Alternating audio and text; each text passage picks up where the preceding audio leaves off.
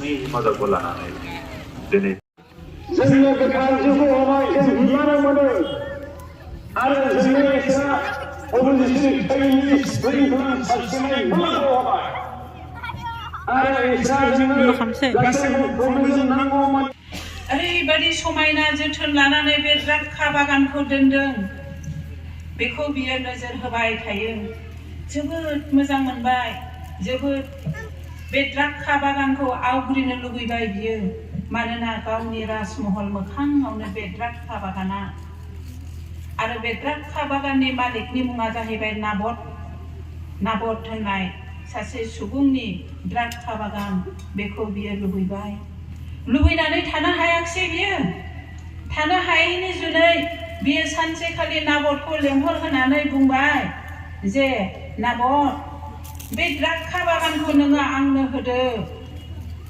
आङो बेयाव मैगंनि बागान खालामनोसै आरो नोङो हामजायोब्ला आङो बे द्राक्षा बागाननि मुल्यखौ होगोन बेसेनखौ होगोन এজন ৰজা আছিল অন্য সম্পত্তি লোভ কৰা ৰজা এক ৰজা বুলি 21 অধ্যায়ত পঢ়িলে তাতে সম্পূৰ্ণ ঘটনাবিলাক পোৱা যায় সেই ৰজাৰ নাম হৈছে আহাব ৰজা নিজৰ ৰাজ সিংহাসনত বহি পেলাই এখন দ্ৰাক্ষা বাগানৰ লক্ষ্য কৰি থাকে তেওঁৰ চকু সেই দ্ৰাক্ষা বাগানত তেওঁৰ লক্ষ্য সেই দ্ৰাক্ষা বাগানত ইমান ধুনীয়া দ্ৰাক্ষা বাগান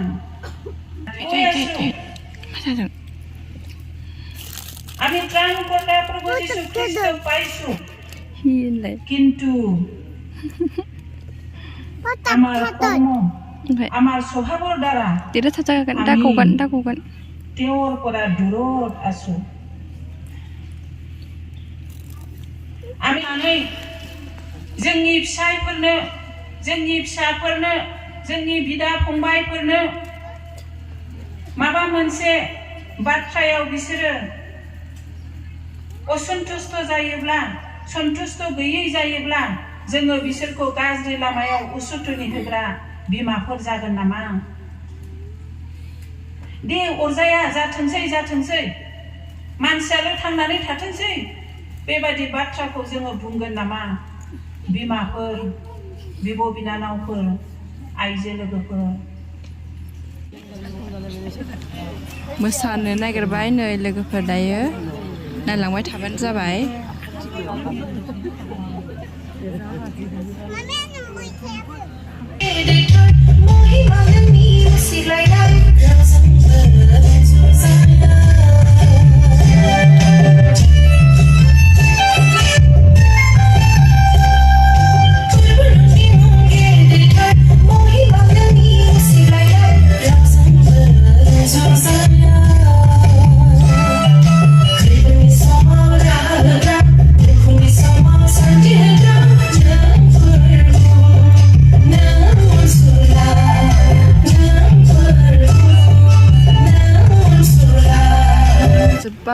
दानो जोंना सानजौफु जानायनि समा जाबाय बेनिखायनो बयखौबो अननानै डिसिप्लिन भाबै बयबो जायो मैयानि दिनाव जोंना जोबनायाव एसे उसुबिदा जादों नाथाय दिनै जों बिनि गासै फेसिलिटिखौ होजोबगोन अननानै जायगायानो गैला दां ओंखाम जानो नागिरदोंमोन लोगोफोर नै 10 मानसि ओरै फैबा ओरैसो ओरै थानांगौ लाइन थानांगौ ओरैसो बाव थाबै मेमे बाव थाबाव गसंनानै था लाइनावहाय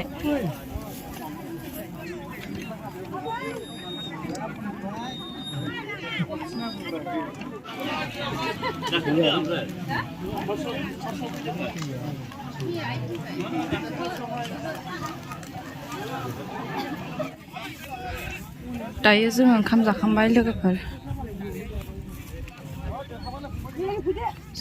जों थांफिननोसै फैदा बारहा एरबाय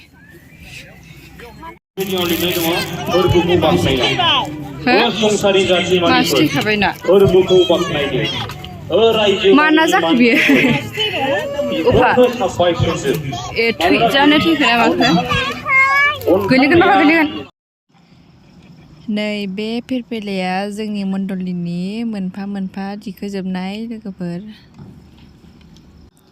जोंनि गथायबारि सार्कोलाव 31था मण्डलि दं लोगोफोर।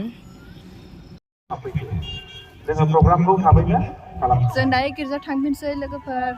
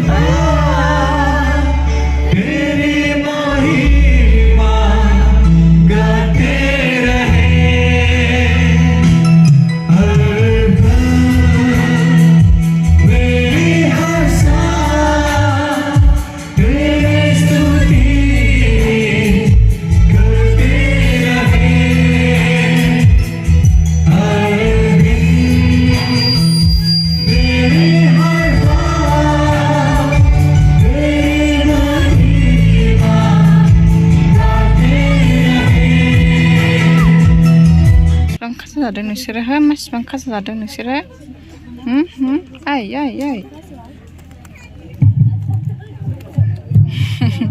हाफा हाफा होनो फैनाया जि खाजा जायो जेसिकाया।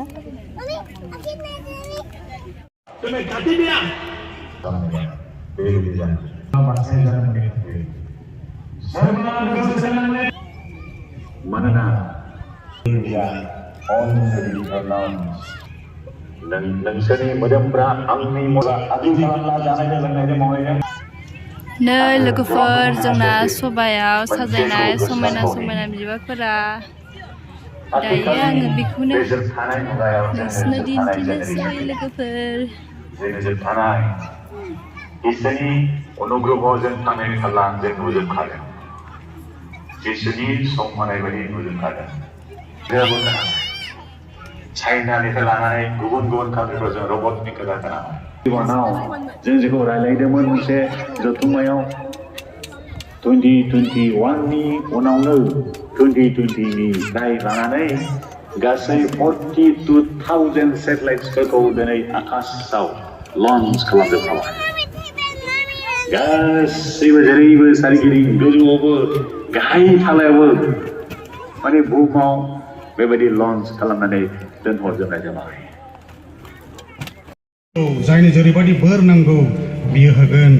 दानो बे प्रार्थनाखौ दैदेननो थाखाय आङो जोंनि सार्केल पास्टर बिथांखौ आं खावलायदों बे प्रार्थनाखौ दैदेननो थाखाय। आरो बेजों लोगोसे आरज आयदाफोरखौ लानानै फोरबोनि खाथियाव थांनि आरो गासै आयदानि लिस्टफोरा जोंहा नैबे रेजिस्टारावहाय लिरखांजोबजाखाबाय थानाय।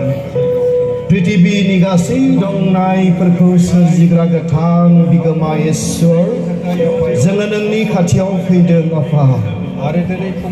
थांनाय 27 अक्ट'निफ्राय लानानै दिनै जोबथा 29 अक्ट' जानुवारि दाननि 2025 मायथाइनि जोंनि बे बोसोरारि मोननै आफादनि गेजेरजों जुथुम जानाय नैबे बरावदा जोंनि गोथार गिर्जानि लांगोना एबा साखाथियाव थानाय नैबे फोथार बारियाव फोरबो जोङो जुथुमबाय।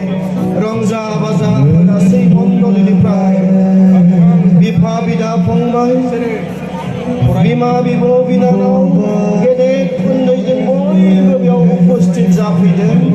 जोङो नोंनि महिमाखौ नुनो मोनदों। जोङो नोंनि अननायखौ नाजावनो मोनदों। नोंनि बाथ्राफोरखौ जोङो नाजावनो मोनदों। जोंनि जिउनि आदार हिसाबै जों मोनजादों। प्रभु जिसु, दिनैनि बे जोबथा मोनाबिलि समाव बेलासि समाव जोङो नोंनि खाथियाव जोंनि आंगोनि आरज आयदाफोरखौ खाथियाव लानानै फैदों आफा। जोंहा गेदेर फोथायनाय दं, जोंहा गेदेर भरसा दं